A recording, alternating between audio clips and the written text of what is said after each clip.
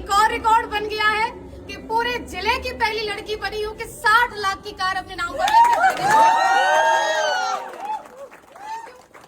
Audi लोगों के लिए एक नाम हो जाएगा कि हाँ वही कोई लड़की कार ले आई होगी, लेकिन मेरे लिए सिर्फ ये कार नहीं है सिर्फ ये कार, क्योंकि सपने से भी ऊपर है ये जगह। जब गुरुजी पर्दा हटा रहे थे तो मैं अंदर से फील कर रही थी ये मेरी है। मैं कई बार अंदर से कह रही थी मेरी है। रात भर मैं सोई नहीं हूँ। ये बिल्कुल सत्य है, मैं बिल्कुल नहीं सोई। मैं सुबह 5 बजे का अलार्म लगाई थी, जल्दी जगना था। अलार्म तो मुझे जगाया ही नहीं है, आज मैं अलार्म को जगाई हूँ। पूछ रही हूँ आप कहाँ पहुँचे। सारी चीजें आज अच्छी हैं, बढ़िया हैं। क्यों है? सिर्फ उसके पीछे एक कारण है, हमारी असली पीएस वेलनेस जैसी महान संस्था और इसके संस्थापक की एक नेक नियत, एक अच्छी सोच।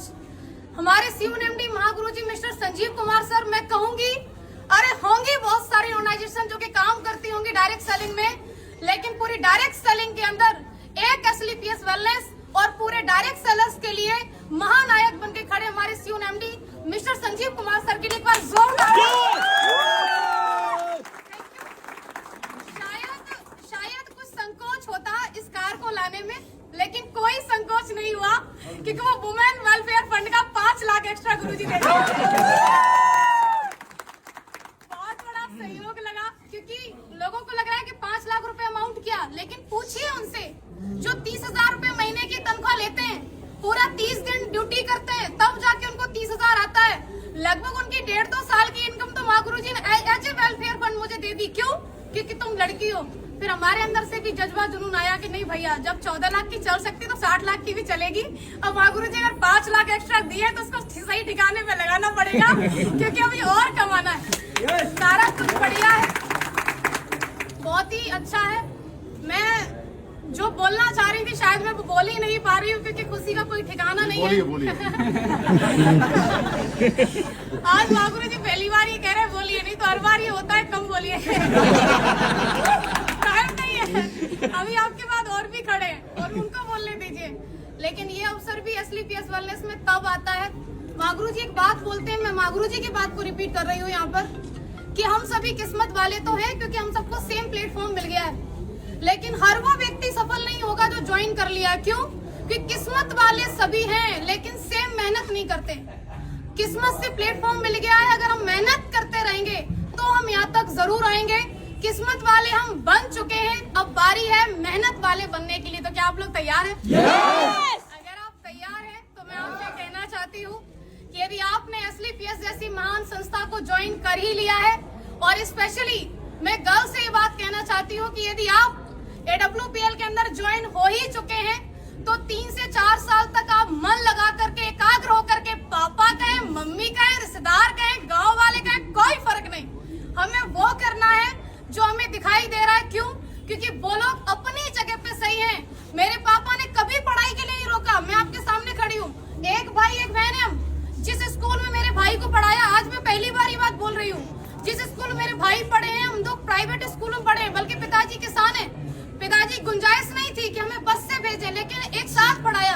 हमेशा मेरे पिताजी एक बात बोला करते थे बचपन में कि तुम दोनों मेरे लिए बराबर हो, मेरे लिए ज्योति सौरभ दोनों बराबर हैं। आप मुझे बताइए, बेटी हर कोई नहीं चाहता, उसका कारण भी बेटियां बनती है ना, कि वो शादी के बाद बोलती है अब तो मैं यहाँ आ गई हूँ, अब तो मेरा यही परिवार है, अब तो जो मैं कमाऊंगी वहां देंगी। कौन बाप चाहेगा मेरे घर में बेटी पैदा हो? क्योंकि एक तो इसको पढ़ा लिखा के बड़ा करो, कमाने लायक बनाओ, और उसके बाद तो ये तो चली और ये वहां जाके कमा के देगी, कौन चाहेगा? लेकिन मुझे ऐसा लगता है कि हर उस बेटी को चाहेगा, हर एक बाप जो उसी के यहाँ पर कमाने लायक बने और उसको कमा करके भी दे और उसको ला करके खड़ा करे ऑडी के शोरूम में, पापा ये गाड़ी तो आप ही की है।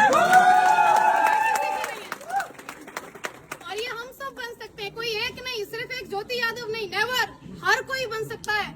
क्योंकि मैंने किसी को देख करके सपना बनाया, वो किसी कोई और नहीं थे, मेरे अप्लायंस थे।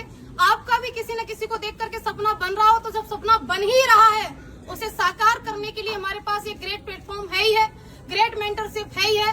उसके बाद मैं उन लोगों से कहना चाह रही हूँ कि जो लोग आज असली पीएस में ज्वाइन है और कहीं न कहीं है, सुन तो रहे होंगे आप, ये बात तो क्लियर है, और जो अभी मन बना रहे हैं, आप लोग देखते बहुत हो, ये आपकी बहुत कमी है कि आप सिर्फ देखते ही रहते हो।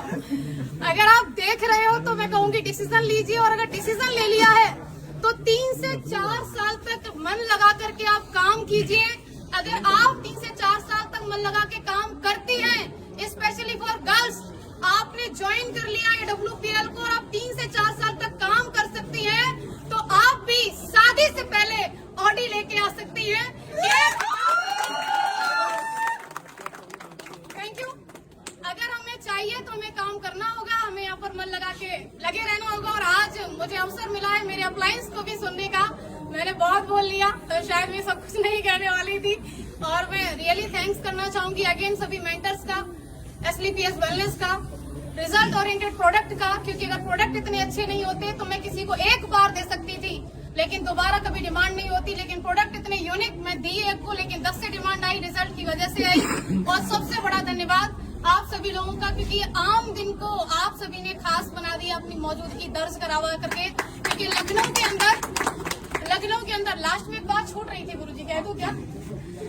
मुसीबतें रियली में बहुत आती हैं। जो लोग मुसीबतों का पल्लू पकड़ के बैठे रहते हैं वो घर ही रहते हैं। जो लोग औरतों के लिए एक बात बोलते हैं कि अगर ऐसे ही हो तो चूड़ियां पहन के बैठ जाओ, उनके लिए मैं ये बात कहना चाहती हूँ, चूड़ियां सिर्फ औरतों के हाथ में नहीं होती। कई सारे मर्द जिनके हाथ में दिखती नहीं है लेकिन होती है, चूड़ियां किस बात की? चूड़ियां उनके परिवार के बंधन की बताते हैं, चूड़ियां उनके नाम की बताते हैं। अरे मेरी रेपुटेशन का काम नहीं, चूड़ियां उनकी नौकरी की बताते हैं। ये सब चूड़ियां ही हैं और क्या? आपको एक 50,000 की इनकम से कोई व्यक्ति 100 करोड़ का बिजनेस प्लान दे रहा है और आप कह रहे नहीं हमारे पास तो परेशानी है, हमारे पास तो मरने का टाइम नहीं है। हर जगह मुसीबत है। ये गाड़ी आपको क्या लग रहा है ऐसे ही आ गई? नहीं, लड़के होके गाड़ी ले आए। कैसे? मेरे साथ ही हुआ। मेरा लोन बिल्कुल क्लियर, बुजुर्ग है वो जिन्होंने मेरा लास्ट में आके कैंसिल किया, मैं बता रही हूँ आपको। गुरुजी अगली साल उनका रिटायरमेंट है, BOI में है वो। फाइल हमारी पहुंची, क्योंकि 50 लाख वाला जो वैसे ना वो दूसरी बैंक होती है वहाँ रेफर किया जाता है। उनका पहला सवाल, आपके पास पहले से गाड़ी है? हमने बोला हाँ।